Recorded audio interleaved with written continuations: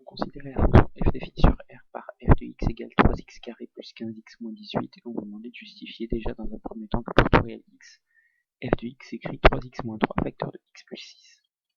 Alors, pour ça, pas trop.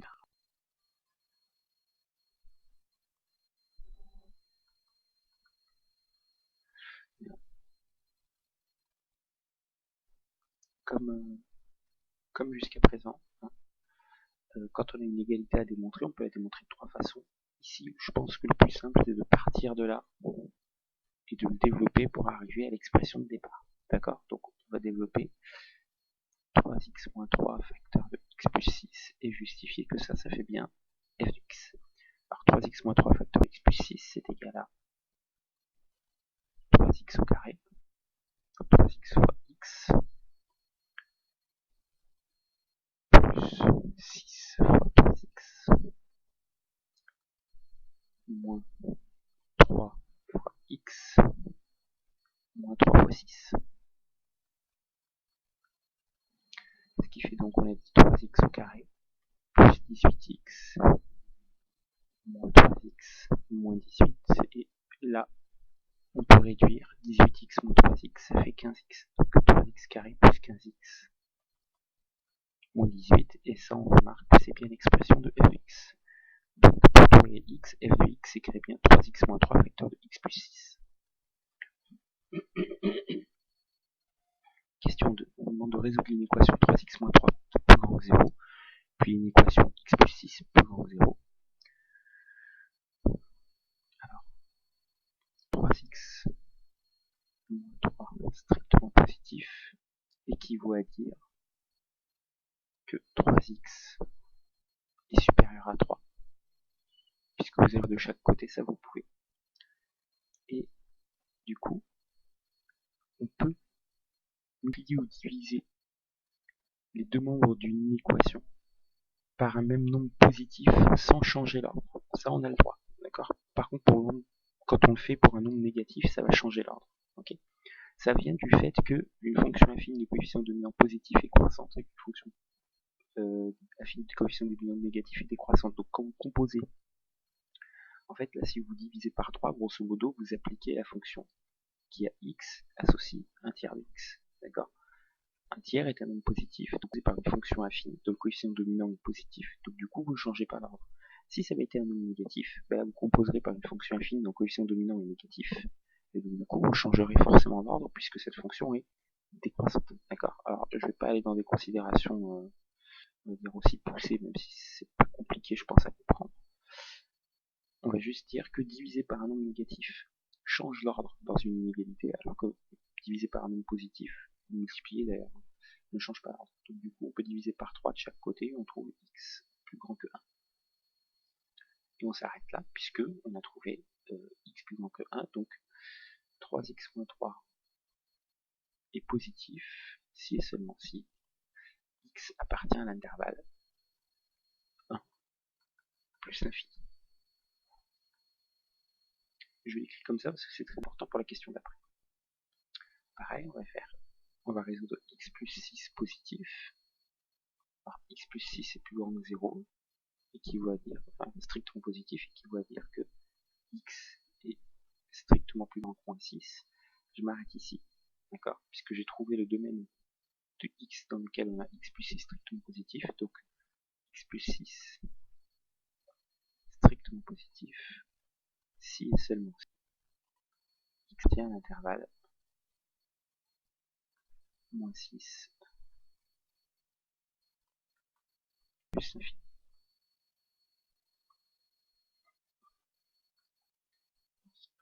On vous dit ensuite remplir alors le tableau de signes suivant.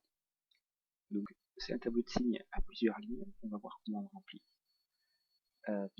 Signe de 3x moins 3, signe de x plus 6, signe du produit. Alors, le produit ça va être f de x en fait, d'accord, puisque le produit des deux, on l'a vu dans la question 1, c'est f de x.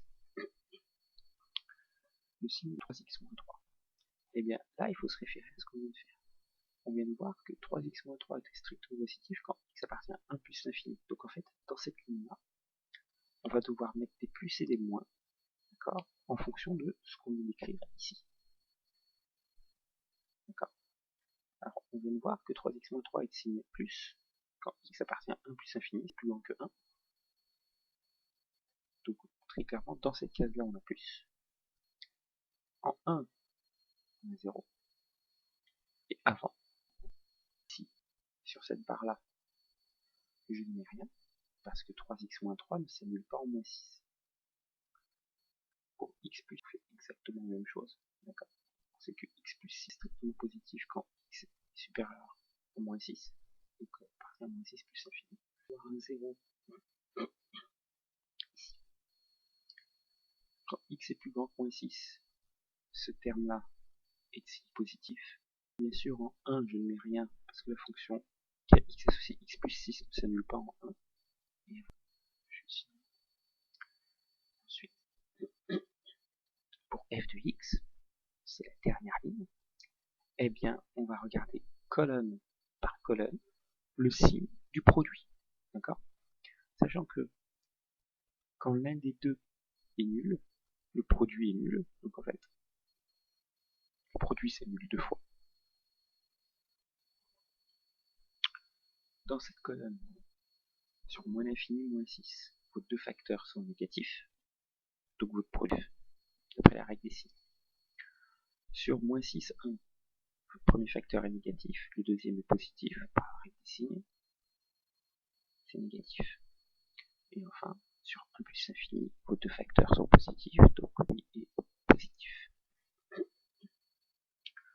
En déduire l'intervalle sur lequel f est négative, donc le produit c'est f de magie. Et vous voyez que f change de signe. C'est d'abord plus négative, plus positive, donc moi ce qui m'intéresse c'est cette case-là. Et cette case, c'est pour les réels compris entre 10 et 1. Donc du coup, f de x. Alors ici on ne vous demande pas strictement négatif, donc il y a négatif au sens large, donc f de x négatif nul. Si et seulement si x appartient à un intervalle fermé. Moins 6. 1.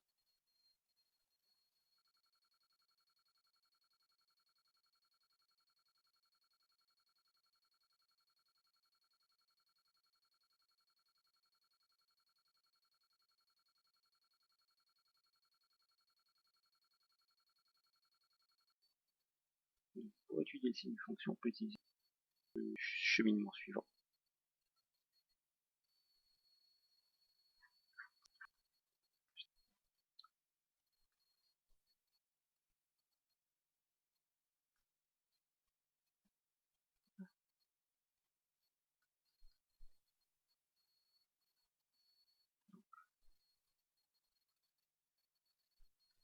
F est une fonction dont il faut étudier le signe. D'accord. Donc c'est mon point de départ. Et on a deux cas possibles. Soit f de x, l'expression de f, peut se factoriser, soit elle va se factoriser. Alors, la factorisation de f, nous on l'avait dans la question 1. D'accord. Factoriser, ça veut dire écrire l'expression sous la forme d'un produit de facteurs. Ce qui était le cas ici, puisque f de x, on avait prouvé que c'était 3x moins 3, facteur de x plus 6. Donc dans notre cas, f de x pouvait se factoriser, donc qu'est-ce qu'on a fait? On factorise. Et on étudie le signe de chaque composant de l'expression factorisée de f de x. Donc c'est ce qu'on a fait. D'accord? Donc on en a résolu les signes d'équation. Et ensuite on dresse le tableau de signes, une ligne par facteur et une ligne résultante pour le produit. D'accord? Donc nous on a suivi ce chemin là tout à l'heure. Mais il se peut qu'on ait d'autres cas. Le cas où f ne peut pas se factoriser. Alors, si elle ne peut pas se factoriser, par exemple dans le cas d'une fonction affine, ou dans le cas d'une fonction de référence tout simplement, si ça ne peut pas se factoriser, eh bien, ce qu'on fait, c'est qu'on essaye déjà de résoudre l'équation directement. D'accord. Si on y arrive, on résout. Et on dresse le tableau de signes. D'accord. Si la résolution de, quand f de x ne peut pas se factoriser, si la résolution d'une équation n'est pas possible, à ce moment-là, ce qu'on fait, c'est qu'on étudie les variations de f et on détermine un maximum ou un minimum. D'accord. Quand on a déterminé un maximum ou un minimum, ça nous donne une idée du signe, d'accord? Par exemple, une fonction dont le minimum est positif, une fonction dont le maximum est négatif, d'accord? Donc du coup, étudier les variations, ça peut permettre parfois de donner le signe. On va dire en seconde, c'est hyper rare. Après, ça peut tendre à se généraliser. Il y a des exemples où parfois l'étude du signe n'est pas possible, donc on étudie les variations et en fait le signe devient évident. D'accord?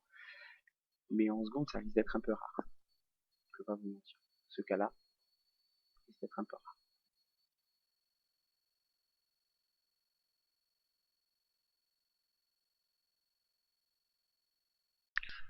Je reviendrai pas en détail du coup sur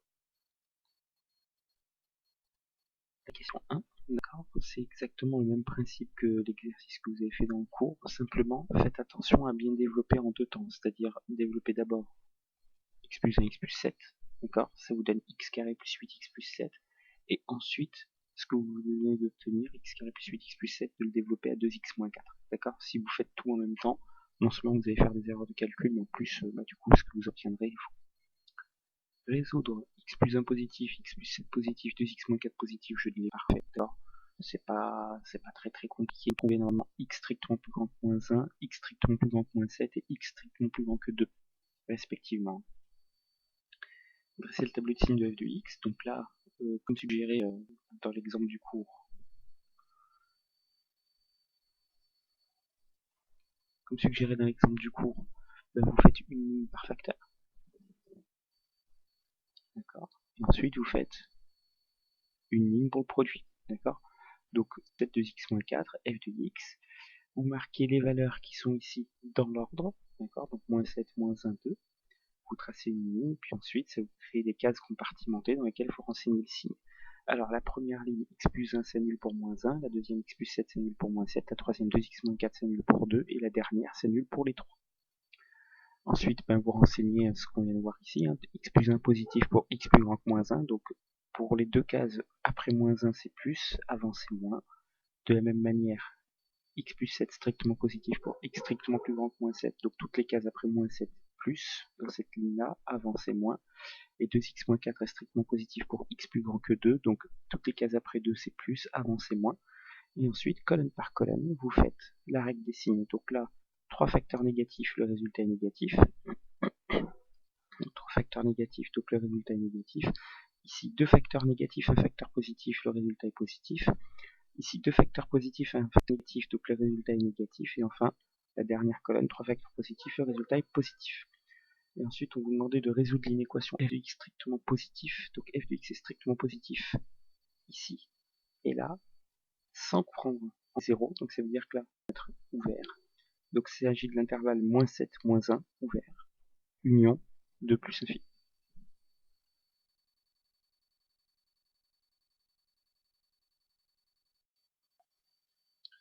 Alors, comment on fait ça? Alors, pour résoudre l'équation f de x et g de x, déjà on va s'arrêter à l'équation, d'accord? Alors, on a plusieurs étapes, d'accord? On va vérifier. La première, c'est déjà de vérifier si on ne peut pas la résoudre directement. C'est-à-dire, dans le cas où c'est une expression polynomiale du premier degré, on passe tous les x d'un côté, ce qui n'est pas x de l'autre, etc. On essaye par des jeux d'opérations élémentaires à la résoudre. Si la première étape n'est pas possible, c'est-à-dire la résolution directe n'est pas possible, on cherche alors à factoriser l'expression de f de x moins g de x. Pourquoi? Parce que résoudre f de x égale g de x, ça revient à résoudre f de x moins g de x égale à 0. Et dans le cas où f de x moins g de x est factorisable, c'est-à-dire qu'il peut s'écrire comme un produit de facteurs, il y a une propriété de R, d'accord, qu'on peut utiliser, qui est la suivante. Dans R, un produit, quotient, de facteurs est nul, si et seulement si, au moins l'un de ces facteurs est nul. Donc en fait, une fois que vous avez votre produit égal à 0, ça revient à un premier facteur égal à 0, ou deuxième facteur égal à 0, ou troisième, etc., suivant le nombre de facteurs. Et ensuite, vous résolvez chacun de ces facteurs du premier degré égal à 0, ce qui est très rapide à faire. vous obtenez toutes les solutions. Alors, l'exercice qui est là, je vais vous laisser y réfléchir. Donc on prend f et g, les fonctions définies sur R par f de x égale moins 3x plus 2 et g de x égale x plus 4. Il vous demande de résoudre l'équation f de x égale g de x. Donc là, il faut suivre les étapes. L'étape 1 ici, l'équation f de x égale g de x, ça revient à résoudre moins 3x plus 2 égale x plus 4. Ici, on peut faire l'étape 1. D'accord? On peut résoudre directement, donc on le fait. Question 2, on a f et g, fonctions définies sur R par 2x carré moins x plus 3 et g de x égale moins x carré moins 5x plus 2. Et du coup, ici, la résolution directe n'est pas possible. Du coup, on se propose de factoriser f de x moins g de x. Alors, on demande déjà de justifier que f de x moins g de x est égal à ça. Ensuite, voir la forme factorisée, de résoudre l'équation égale à 0 et on déduire les solutions. Dans la question 1, on voulait résoudre f de x égale à g de x, sachant que f de x était moins 3x plus 2 et g de x était égal à x plus 4. Donc, en fait, f de x égale g de x, et là, on peut l'écrire tout mathématiquement. Hein. En cours, moi, je vous avais fait écrire résoudre l'équation f de x égale g de x équivaut à blablabla, qui équivaut à qui équivaut à. Là, on peut tout simplement écrire ça. Je rappelle que cette double flèche-là veut dire équivaut à, d'accord? Donc, moins 3x plus 2 équivaut à x plus 4. Pourquoi? Parce que f de x est moins 3x plus 2 et que g de x égale x plus 4 et qu'on peut substituer ces deux membres sans perdre l'équivalence. Ensuite, alors là, il y a deux écoles. La première école consisterait à prendre tous les termes à droite de l'égalité, à tout passer à gauche, à réduire et à résoudre l'équation. La deuxième école, c'est l'école plutôt de l'enseignement français qui consiste à dire je regroupe les x d'un côté, ce qui n'est pas x de l'autre, ensuite je réduis, etc. Alors quelle est ma position? Moi je serais plutôt du premier courant, c'est-à-dire que je passe tout à gauche, je réduis et ensuite je résous l'équation, la quantité égale à 0. Pourquoi? Parce qu'en fait, en mathématiques, en règle générale, c'est comme ça qu'on procède. C'est-à-dire que je regroupe les x d'un côté, je regroupe pas les x de l'autre. Enfin, je regroupe les pas x de l'autre. Ça marche uniquement pour les équations du premier degré.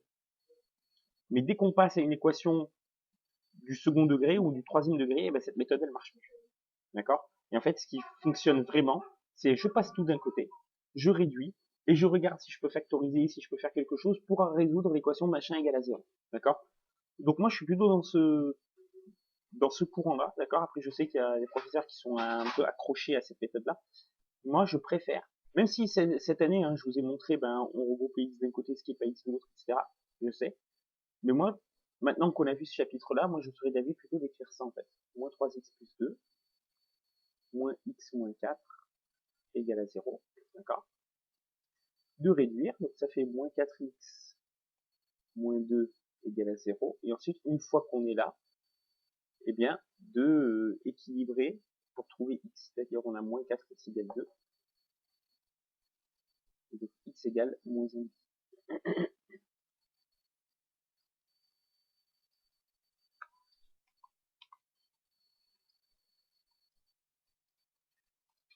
Alors vous allez me dire, est-ce que c'est foncièrement différent de ce qu'on fait d'habitude? Non, encore une fois, je répète, d'accord, hein, ça revient à la même chose. On passe les x d'un côté, ce qui n'est pas x de l'autre, parce que si vous aviez pas passé, si vous aviez passé les x d'un côté, ce qui n'est pas x de l'autre, vous auriez eu moins 4x à gauche, et 4 moins 2, vous auriez eu 2 à droite. Donc en fait, vous serez passé de cette ligne-là à cette ligne-là, d'accord? Donc vous auriez sauté ces deux lignes-là. Encore une fois, je me répète, là, je vous ai présenté la manière qui va tout le temps fonctionner. C'est-à-dire, quelle que soit l'équation que vous avez, d'accord? Le mieux, c'est de passer à gauche et de résoudre machin égal à 0. D'accord? Quitte à repasser certains trucs à droite. C'est pas grave. Enfin, à gauche, à droite. Quitte à passer certains trucs d'un côté ou de l'autre de l'égalité.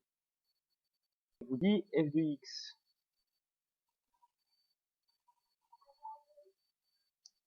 F de x égale à 2x au carré moins x plus 3. Et g de x est égal à x au carré, je crois, moins x carré, plus moins 5x plus moins x carré, moins 5x plus 2. Et on vous demande de démontrer dans un premier temps que pour tout réel x,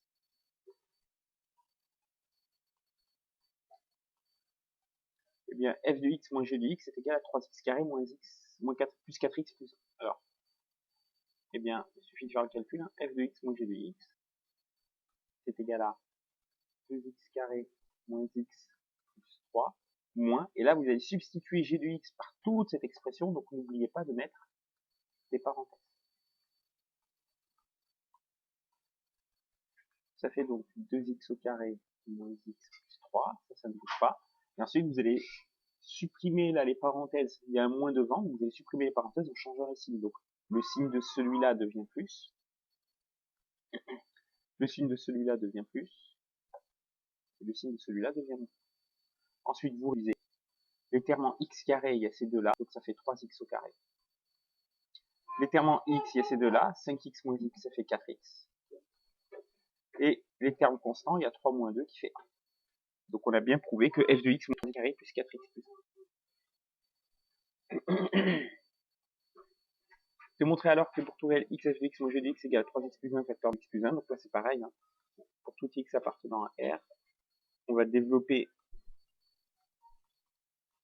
3x plus 1 facteur de x plus 1. Donc ça fait 3x fois x, donc 3x au carré, plus 1 fois 3x, 3x, plus 1 fois x, plus 1 fois 1, plus 1. Et ça fait 3x au carré, c'est le seul terme en carré. 3x plus x, on peut le réduire, ça fait plus 1. Et ça, c'est bien égal à f de x.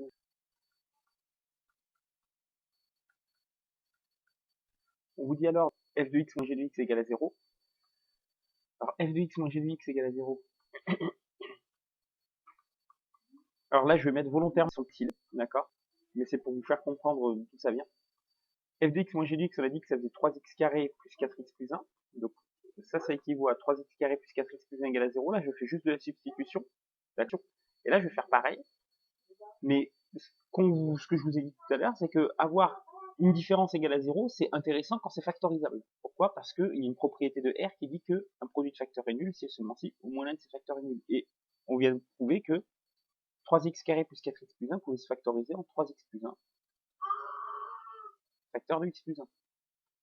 Donc f de x moins g de x égale à 0 revient à résoudre 3x plus 1 facteur de x plus 1 égale à 0. Et là, ben, il faut citer la propriété.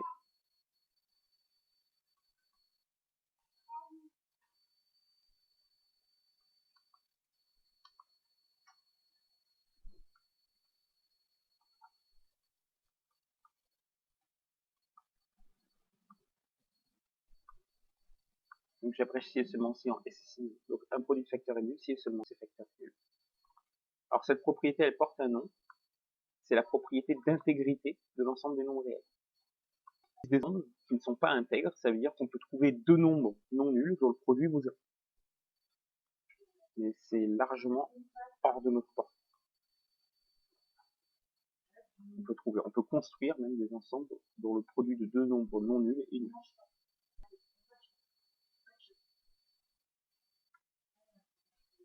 Donc du coup, eh bien on a 3x plus 1 facteur de eh bien 3x plus 1 égale à 0, ou c'est bien un ou, c'est un et.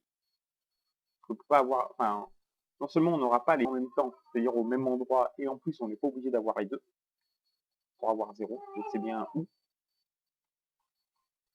Ce qui équivaut à, donc je vais aller plus vite sur la résolution, x, 3x égale moins 1, donc x égale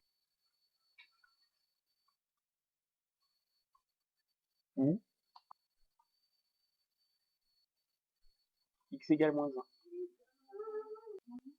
Donc, hein, ça c'est l'objet de la question 4. En déduire toutes les solutions de l'équation f de x égale g de x, ben on a dit que résoudre f de x égale g de x, ça revient à résoudre f de x moins g de x égale 0, soit ce qu'on vient de résoudre. Donc ça, en fait, ce sont les solutions de f de x moins g de x. Enfin, ce sont les solutions de f de x égale g de x. Ces deux nombres-là. Donc,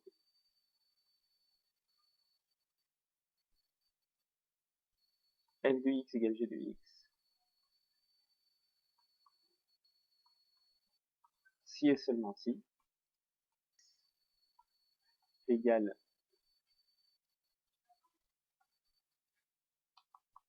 moins 1 ou x égale moins 1 tiers, ce qu'on note aussi appartient à, on ouvre des accolades et on met les deux nombres séparés par des points-virgules. Alors attention, c'est pas un intervalle, d'accord? Ce nombre